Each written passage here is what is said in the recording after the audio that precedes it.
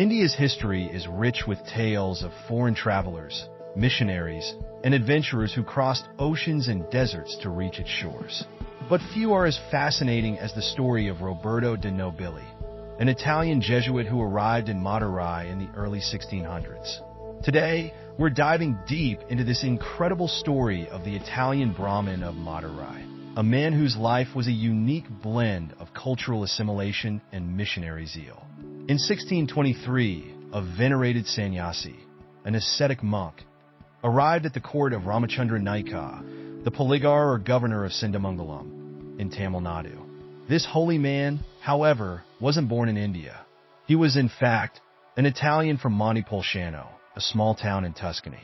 Roberto de Nobili's journey to India began with a vision of spreading the Christian faith in the subcontinent. But he knew this task would not be easy. His predecessors had failed, dismissed as unclean foreigners or Parangas by the local population. However, de Nobili took a different approach. Instead of imposing his European identity, he chose to immerse himself fully in the local customs and traditions. He adopted the garb of a sannyasi, learned Tamil, Telugu, and Sanskrit, and even began to eat like a local, sitting cross-legged on the floor, eating from a plantain leaf.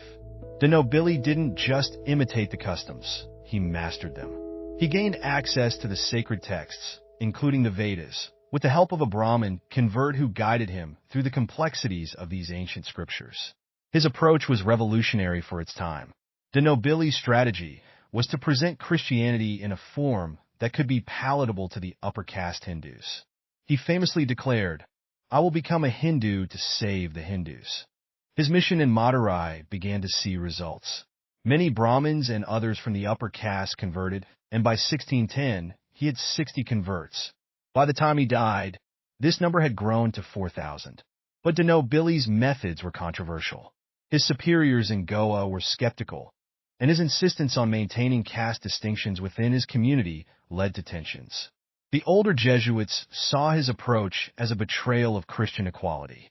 De Nobili was criticized for catering to local prejudices, and at one point, he was even imprisoned for his radical ideas.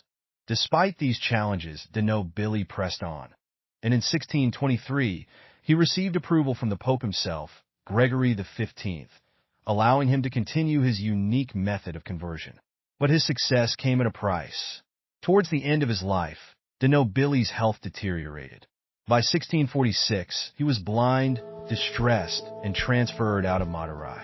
His last days were spent in Mylapore, where he died 10 years later in near obscurity.